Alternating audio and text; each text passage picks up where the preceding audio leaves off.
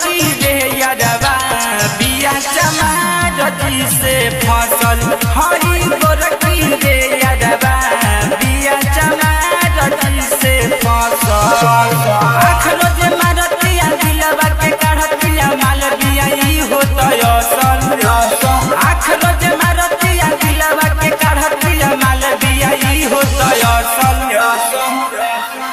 हई गोरखी रे यारवा बिया चमारती से फसल हई गोरखी रे यारवा बिया चमारती से फसल बिया चमारती से फसल हई गोरखी रे यारवा चमारती से फसल पेनी के छोट छोट कपड़ा रे यारवा खूबे ई होता रसावे लइका जवाने आ बुढ़वा सयाने के खूबे ई होता रसावे पेनी के छोट छोट कपड़ा रे यारवा खूबे ई होता रसावे लइका जवाने आ बुढ़वा सयाने के खूबे ई होता रसावे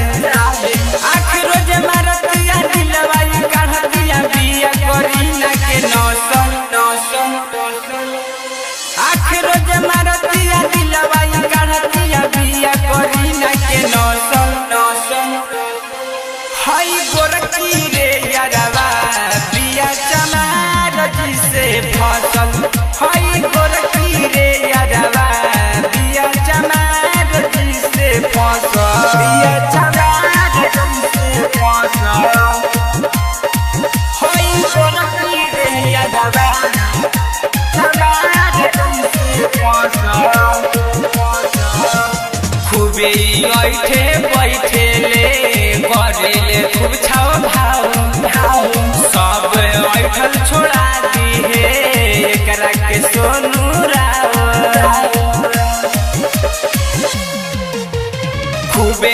ऐठे बैठे ले करेले खूब छाव भाव ऐठल एकर छोड़ा दी हे एकरा के सोनू राव सेंट वंट महारी घुमेले बजारी माल बिया ई होत गठल सेंट वंट महारी घुमेले बजारी माल बिया ई होत गठल हई गोरखी रे यारवा बिया चमारती से फसल हई